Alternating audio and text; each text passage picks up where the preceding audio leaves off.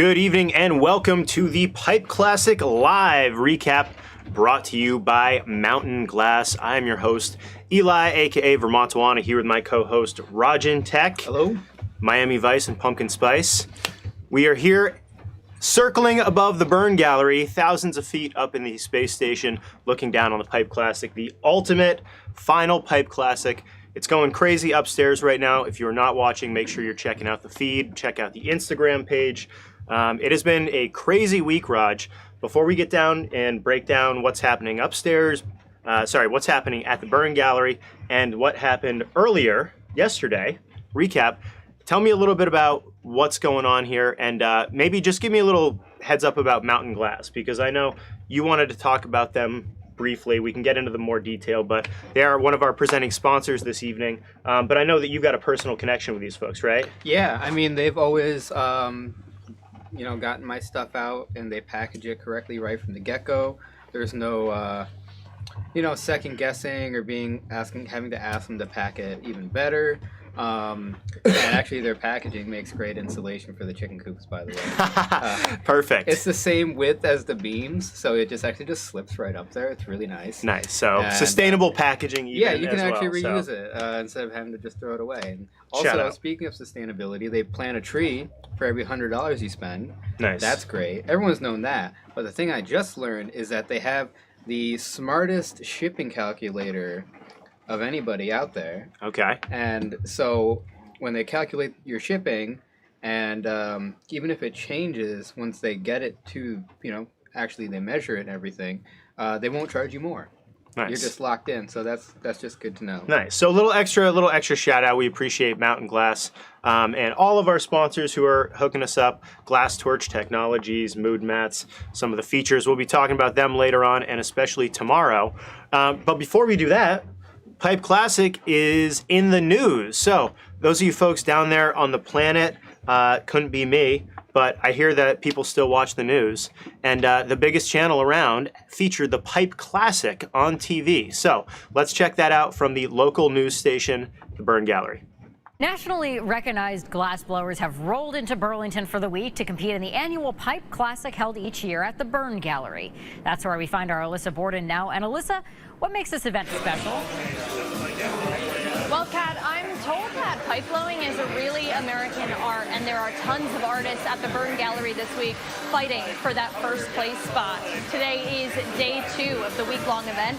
12 artists from across the country are here in Burlington competing in heats here at the Bern Gallery. Each artist gets 12 hours to make a pipe totally from scratch with no help whatsoever. Really, the only rule for the pipe is that it needs to be functional. After the week wraps up, guests can buy a judge's pass and pick first, second, and third at the showing on Saturday night at Nectar's. There's no prize money, but winners get a cutting-edge torch and lots of bragging rights. I think being that this is the first and longest running pipe making competition, it's seen as sort of a Mount Rushmore sort of landmark in the glass blowing scene. So it's not about the money or the status necessarily. It's truly about the love for the art. And being that this is a very young art form, really this kind of borosilicate glass blowing really only started in the early 90s, the envelope is constantly being pushed. And that usually happens here at the Pipe Classic. As cool and highly rated as this event is, this is the final year of the competition as the Bern Gallery prepares to begin selling recreational cannabis. Once shops open in October here in Vermont, I'm told, where the glass blowers compete now will be turned into retail space. The Bern Gallery says they can't think of a better reason to put a cap on the competition, as recreational weed sales have been a goal of theirs since 2004. Is to offer high-end, locally grown cannabis to the people of Vermont. And finally, we are here. So it's, once again, a bit surreal. We kind of thought that it may have come a little bit sooner after the legalization in 2018, but I wouldn't trade a thing. We're ready for the Vermont ethos to dictate how the cannabis industry is formed here, which is so wonderful. It's all about craft, farm to pipe, and that's what we're about here. The Bern Gallery will grow their own cannabis, Bern Legacy Cannabis, indoors in Addison County. They do have their cultivation license. They're just waiting on their retail licenses now. We're live in Burlington. Alyssa Borden, Channel 3 News, first at 4. All right, so big shout out. Thank you to WCAX Channel 3 News, giving some spotlight to competition here. Nice to have some acknowledgement from the conventional media as well. And a big shout out to Patty, the entire team at the Bern Gallery, obviously Tito, Sarah, everybody making it happen here. It's just been an incredible production. Speaking of which, let's check on the live stream right now. I know that we've got the ability, I think we're going to go quad box and bring up all the artists going down right now. Huge names. This is a heat that people have had their eye on, Raj. In general, Kurt B, 5th Pipe Classic, has come in all 3 positions. Mike Rahman competed a couple years ago, came in 3rd. Salt, also an OG, has placed in this competition, has competed several times. So this is definitely a heat people have their eyes on. It's going to be finishing up tomorrow, Friday morning, 9 a.m. Eastern. Tell me a little bit, just sort of what you've kind of seen upstairs, or tell me a little bit about these artists, because we were just real quick checking out. We were talking off camera before. Mike Rahman's got the lathe out there. Yeah, nobody's ever brought a lathe to Pipe Classic. That is a very small lathe. So it was nice that he was able to just kind of like carry it in and just set it up really quickly. Super cool. I've always wondered if anybody would ever do that. And of course, you know, Mike Rahman's the one to pull that trigger. Final Pipe Classic. Everybody's pulling out the stops. As we mentioned, it is not just the All-Star game. It's the dunk contest. Everybody is bringing the best of the best. 12 hours to complete your piece. It's got to be made here. It's got to be made from scratch. It has got to be functional. And you have to have the materials here. So, you know, bringing your equipment with you. We've been talking about this throughout the week. Strategic choice by the different competitors, right? Some people bringing specific technology, ham, you know, with a small hand torch. And some people, Hick Dog, you know, going the other direction. He's got multiple pedals in the mix. Yeah. You know, going all out. So, I mean, I could tell you this. If you're already not in town, it's not too late. You can get to town and see the last of the heat tomorrow, because that's going to be a photo finish. And anybody who is, you know, who is local down there in the Burlington, Vermont sort of area, highly encourage you to go to check it out. 9 o'clock, it will start up in the morning. But, you know, we talk about function here. Obviously, you know, people who have been in the pipe making community a lot longer than us, much respect, have had to dance around certain words, certain times. But we saw in the news, cannabis is out there, baby. Things have changed. Things are happening. We've even got farms, you know, who are involved in the Pipe Classic. So it's cool. We heard Patty mention on that news piece, farm to pipe happening here. And actually one of our sponsors who made the interview with Serto happen, Off Piste Farm, first year participating, one that we've known for a couple years, Cultivator here. We actually had a little clip of theirs that we wanted to show just to really bring it farm to pipe, like Patty said. So go ahead and check out Off Piste Farm real quick.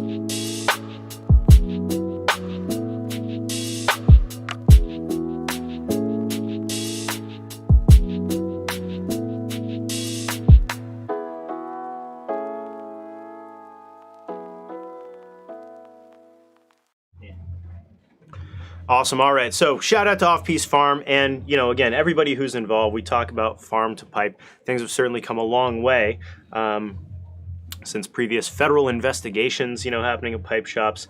Pipe Classic has come a long way itself, and we are pumped and excited the caliber of competitors that we have here. So big shout out to, we were talking before, Raj, it takes a lot of bravery to put your plants out there on film. It's a scary experience, which brings us to another, talking about bravery.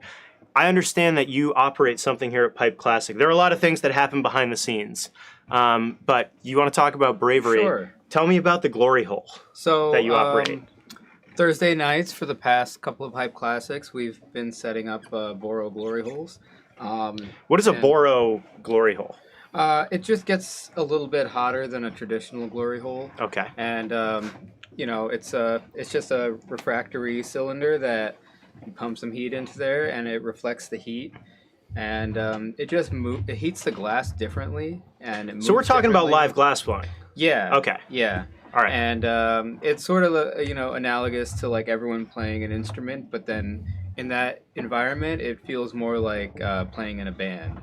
Nice. And it's a very nice cohesive moment for the whole event, where everyone's watching the best glass blowing in the world going on upstairs, just getting fancy to get back on the torch in their homes, and this kind of gives them a little bit of an outlet on the Thursday night.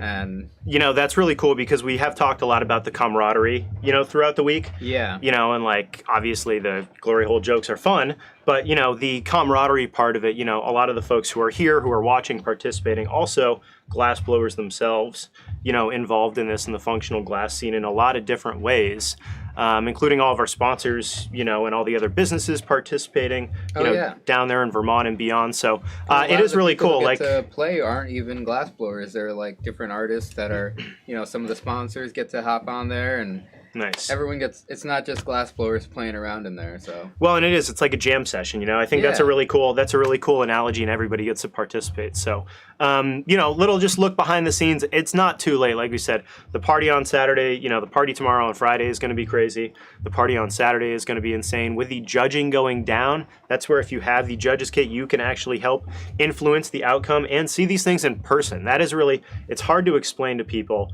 The screen does a great job, and our team behind the camera, Tyler and Steven, our Pipe Classic insider, Liam, who we're going to talk to in just a second here, Nick Constantino, photography. He's been absolutely killing it with the stills. So the entire team has been doing a great job bringing this, but you got to see it live.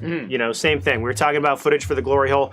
You got to be there, folks. If you want to experience it, you got to see it for yourself. All right. So Raj, let's get into our Heat 3 recap. We had some interviews from the pit. Like we said, we've got Liam, the Pipe Classic insider, been killing it all week, having a great time. Liam first caught up with Joe Peters. We'll talk a little bit about some adversity Joe's gone through here, but let's check out our interview with Liam, the Pipe Classic insider, with Joe Peters. We're here with Joe Peters. We're going to keep it brief. Sometimes Pipe Classic is a hell of a week. Joe, every time you're here, it's a performance. It's a struggle. It's fun. It's always beautiful to watch. How did it go this year? Frontier. That's all I can say. Well, my bag didn't show up with my equipment, so I did the best I could with what I had.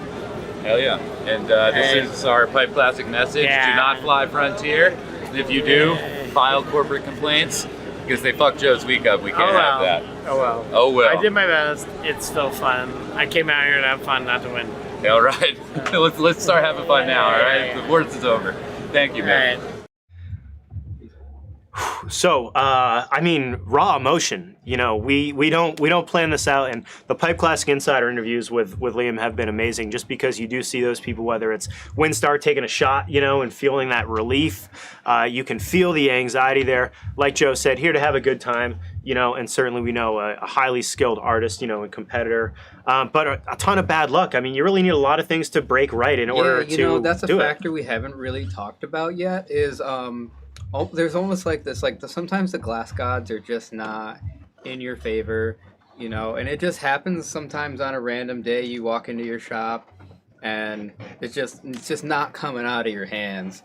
And on those days, like usually after a couple of hours of everything just not happening, you're like, okay, like let's go to the lake or something. Right. You know, it's almost like the universe telling you, like, okay, you worked hard enough.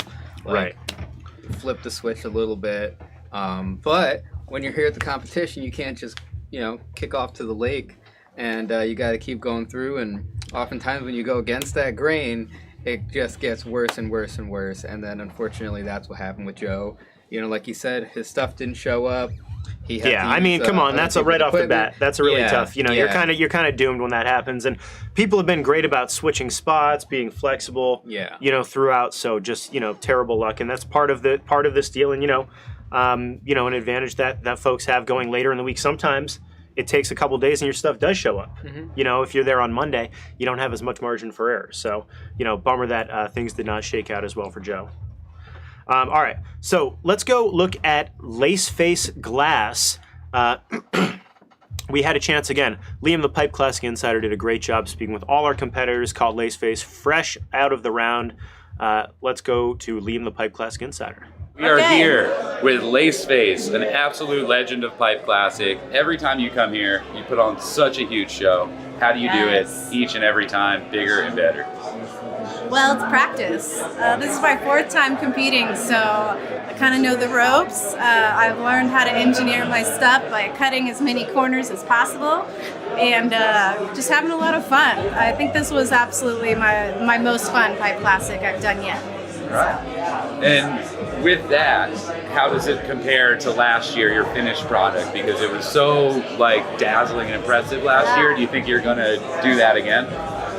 Yeah, I mean, I'm hoping this one creates quite an energy around her. It's like it wasn't so crazy up until the end. Last year I was working on one big piece and I was going right up until the end, but this year I kind of made it easier on myself and like broke it up into 2 different pieces. And hopefully when they go together for display, you'll get the full experience. Yeah, we can't wait to see her. Thank you so much. Congratulations. Thank you. All right, so again, a couple different elements in that interview. We've been talking about it all week, and we come back to it. The experience, you know, veterans who have done this before, not just competed in other competitions, but Pipe Classic specifically. Unique pressures here, unique atmosphere, you know, unique with the time constraints, everything from scratch. Laceface has done this before, you know, as she said, her 4th Pipe Classic. So you pick some things up, and as she mentioned really specifically, engineering your pieces, planning them out. We saw this all week, you know, whether it was Ham with the different drawings and the different stages, talking about Windstar with some of the techniques she was using to make different pieces and assemble them, you know, in a certain order. So these veteran competitors pick up different tips and tricks along the way throughout the week. With Laceface in particular, tell me a little bit, I mean, you know, her style, she mentioned sort of figures, you know, she talks a lot about earth and movement. Yeah. You know, and I mean, I guess all the things that you kind of touched upon are very, you know, cerebral aspects of the competition. Things that you can think about way ahead of time, things that you can plan. But something that she always brings to the table is just like an internal fire to win. And, you know, sometimes that can fade over time. And for her, it just doesn't. Every year it gets bigger and better. And she really put on a show for everyone. Well, and you see with these pictures, running to the bathroom to save every second she could, right? And you know, all those sort of little things, they all add up. And you know, when the people see you, that you take it that seriously, and that you're to the point where you're like, I'm gonna run to the bathroom, and I'm just gonna go as fast as I can and get back on the torch. Like, people see that, and they respect that. Well, absolutely, and we've talked about it all week with the competitors. You know, they're sweating, they are covered in, you know, it's like you could see, we talked about it with Hick Dog, you know, the glasses just face like burned from being behind the torch so much, you know, and just that raw heat. So again, you experience it in person, you see it with the competitors, you see the intensity. Take a look at this piece that we have, this photo again, courtesy Nick Constantino, has been killing it all week with the stills. Raj, we see this little small torch here. You talked earlier this week about sort of tool selection. So this seems like it's more for kind of detail work, right? Yeah, and it's also great for, you know, assembling different components, which is how she planned her piece this year. Like, as she was saying, instead of having to hold one big piece the whole time, which can get exhausting, she broke it right down the middle, one big functional piece, one big aesthetic sculptural component, and then she put the two together towards the end there. All right. And again, you talked about the assembly here happening. And a reminder, moving these pieces, you talked about not only is it strength and balance, anything breaks at the end, that's it. It's done. It's not judged till it's done. So we see competitors out there relaxing, having a good time. And before we get to Paco's breakdown, maybe tell us a little bit about the, legendary 13th competitor. There are 12 competitors out there, but we hear about the 13th competitor, right? Yeah. And we don't need to be specific because we are on YouTube and Facebook and all these other things as well, and like clearly not snitches, right? But like, what is the 13th competitor, generally speaking, just because it's a long week and you are, also an insider. So like, what's happening behind the scenes with these artists? Because it's crazy just having these people come together, and, Burlington down there is a great host for us. Well, I mean, this is an art, and, people like to do art in different ways and in different mindsets. And, throughout the week, there's a lot of mindset changing going on. And sometimes that creeps into your heat. And, sometimes there's a lack of sleep. Sometimes there's a lack of hydration that happens. And Absolutely. But, sometimes that doesn't stop people. Some people perform better that way. Well, and also it's a double-edged sword, if you go too far. Right. Well, this is the That's thing the too. 13th I mean, it's like getting these artists together all in one place, right? Especially, circumstances over the last couple of years, it's been hard for people to get together. We haven't been able to do this event live, since like 2020, I think. Maybe even earlier than that, 2019 maybe. But, so like we said, still maybe some pent-up energy. These artists get a chance to come together. And, ones that are coming from different geographic areas, as mentioned by the various airlines, that keep screwing up the luggage. So that is a big aspect of this, is that artists come together, they create together, collaborations come out of this. People form relationships and bonds that live, after the Pipe Classic, artists with each other. And part of that is, you do have you're exhausted. You have to compete for 12 hours back to back, 6 hours, go out, have some dinner, go to bed early, obviously, wake up in the morning, compete again, do another 6 hours, it's physically grueling. And then you've got to sit around all week and wait, to have your work judged, which is also, sort of a mentally taxing process too. So again, just a big shout out, a lot of respect to all the artists who are competing this year, have competed in the past, and have made this event what it is, the first largest, greatest, competition of its kind, down there in Burlington. So we do want to wrap up, with also giving a look at Paco's piece here, not to be overlooked, certainly, certainly not a rookie in this game. Paco had a chance to catch up with our Pipe Classic insider, Liam, coming fresh off the floor. This was heat number 3. Let's kick to Liam, the Pipe Classic insider. Paco, back after how many years, man? With Pipe Classic 3? 14 years. 14 years for the 15th Pipe Classic. And after so much time, so much has changed in the event and in this pipe making world, but what's changed about your work and what you bring here that was different? I have a lot of new designs. I'm just a better glass blower. So, 14 years of more experience, I just feel more confident, Yeah, and you finished ahead of time, so everything went according to plan, huh? Mostly, Probably would have liked to throw in a few more things, attachments on, but, time constraints, you don't want to, put something on and, not finish in time or something. Yeah, all right. Well, thanks again, man, for your time and, of course, for your work. Former champion, Paco, signing off. So again, Paco, 14 years between Pipe Classic, appearances, and a former champion. Yeah. So crazy. Talk about how much somebody's work can evolve over time, and really just the pedigree, and the caliber of competitor that is here at this event. Yeah. Let's take a little bit of a look at this, at some of these still photos that we have, courtesy of Nick Constantino. I think the real story here is who got taller since the last time we hear Icky or Paco. I don't know if one of them was wearing high heels behind the table or what.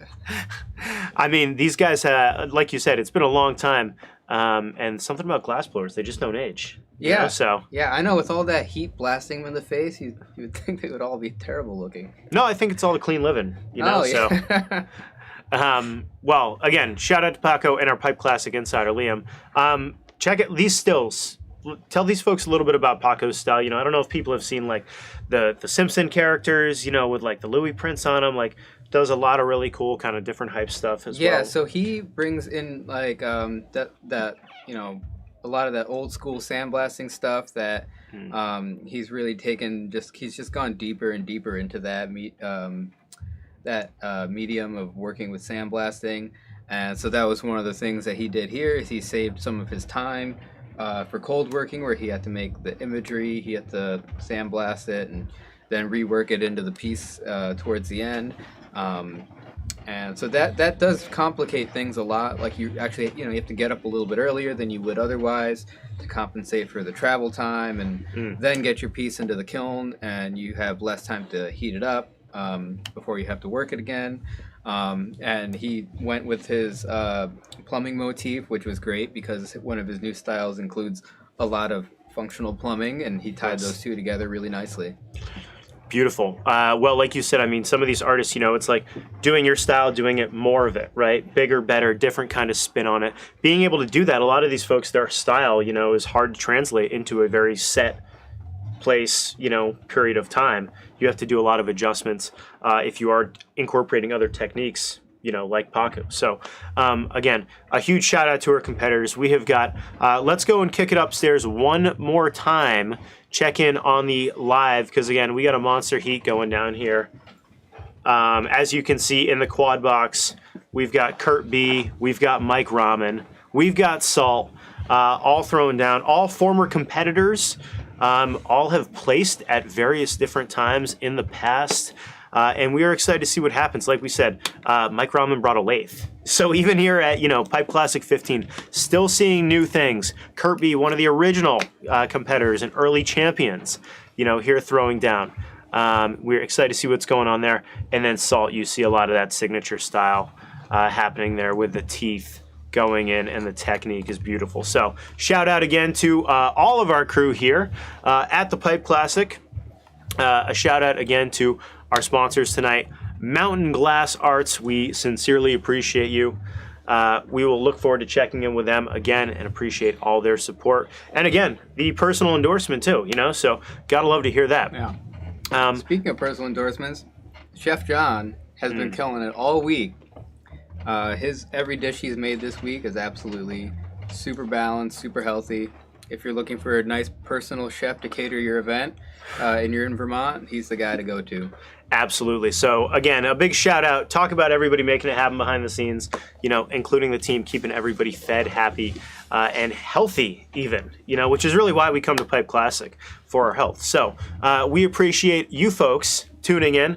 Encourage you, do it again tomorrow. We will have our heat number 5. Our final heat kicking off in the morning. We will be doing some recap. We've got some killer interviews coming up. We haven't even talked about what the prize is for Pipe Classic. It's the clout, the experience. That's why folks are here. But there are killer prizes courtesy of Glass Torch Technologies.